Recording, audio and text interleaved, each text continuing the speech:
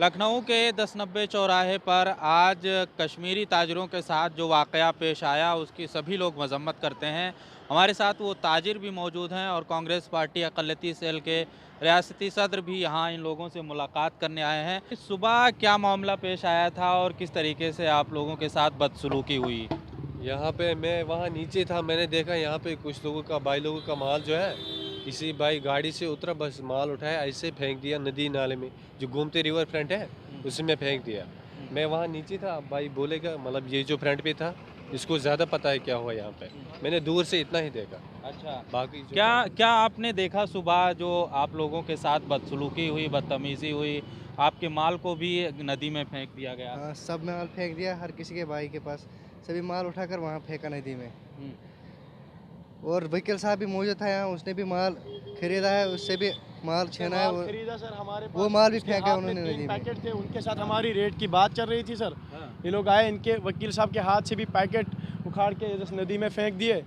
तो फिर वकील साहब को भी गाली दे दी, हमको भी मेरे माँ बहन की गाली दी। फिर हमारे पास जो सामान था केसर वगैरह काजू बादाम उठा के इस नदी में अभी भी कुछ है, मतलब पैकेट कुछ खुल गए थे सर, बादाम अभी भी पानी में ही है, दिख रहे हैं अभी भी, लेकिन बाकी सब माल उधर नदी में चला गया सर। हाँ। कम से कम सर 25,000 के आसपास नुकसान। हम ऐसे डायगोनोज में बताते हैं, हम माल सुबह लिख के नहीं लाते सर, बैग में रहता है, हाँ। लेकिन कम से कम जो हमारा टारगेट है 25,000 30,000 तक हो चुका है सर। एक केसर का डब्बा चला गया जिसमें कम से कम 13,000 का सामान था सर। अच्छा, पुलिस भी वो गाड़ी लेकर गई है जो जी, कार थी। जी, जी, क्या सर। पुलिस वालों ने कहा बताया आप लोगों को? पुलिस वालों ने सर यही हमारी रिपोर्ट लिखी कि उसने कहा, पुलिस वालों ने कहा सर हमसे कि हम उस पर कार्रवाई करेंगे, जो भी आपका नुकसान हो हम आपको दिलवा देंगे।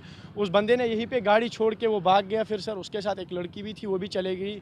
फिर हमने जब यहाँ पे लोग जमा हुए तो हमने देखा नहीं वो किस तरफ चला गया, लेकिन अपनी गाड़ी यहाँ पे छोड़ के चला गया वो। फिर पुलिस आए हमारे पास, मतलब बहुत लोग आए हमारे पास, वकील साहब 2-4 आए।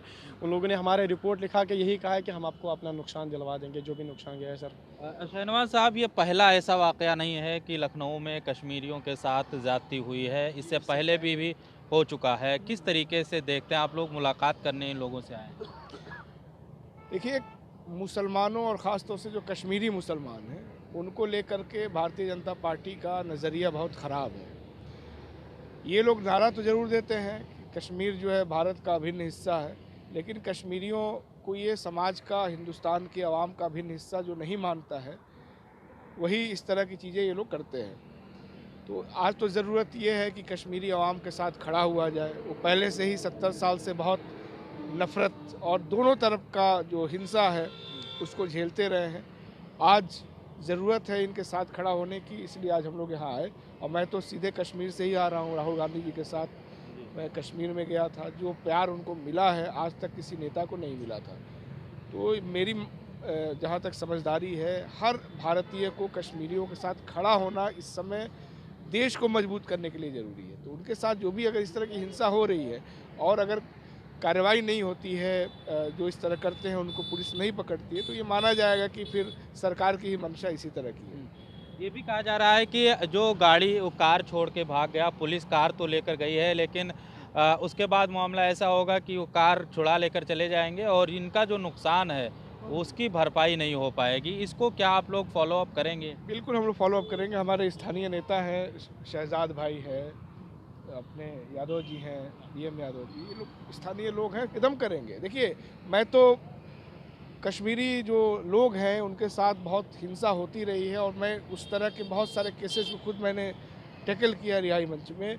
इनको प्रताड़ित किया जाता है इनके स्किन कलर की वजह से, इनके ऊपर टॉन्ट कसा जाता है, वो सब कुछ किया जाता है जिससे वो अच्छा अनुभव लेकर के यहाँ ना जाए।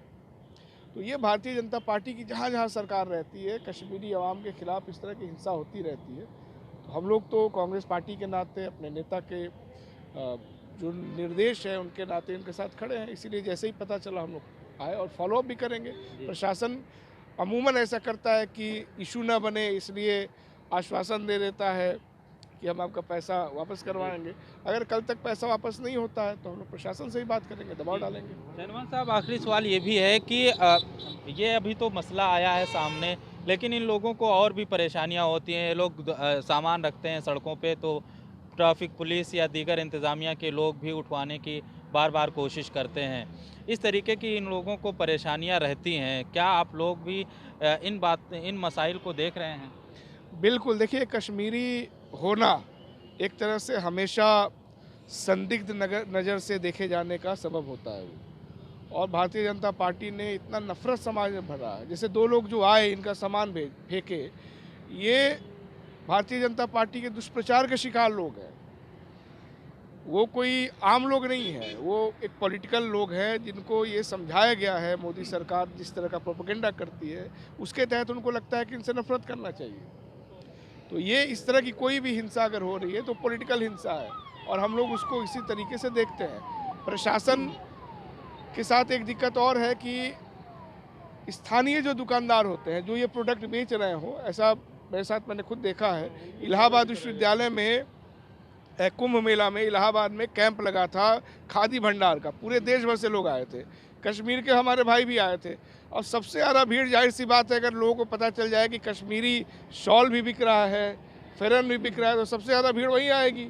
तो एक जलन भी रहती है। उन लोगों ने उनको आतंकवादी और क्या क्या का आरोप लगाया, फिर हम लोग गए वहाँ, थोड़ा बल प्रयोग भी करना पड़ा। इनके साथ हिंसा की एक बड़ी वजह आर्थिक भी है। अगर ये इनका केसर बिकेगा तो रामदेव वाला कौन खरीदेगा। बहुत शुक्रिया। कांग्रेस पार्टी अक़लियती सेल के रियासती सदर शहनवाज साहब बातचीत कर रहे थे। यहाँ मुलाकात भी करने आए हैं कश्मीरियों से जिनके साथ बदसलूकी हुई है।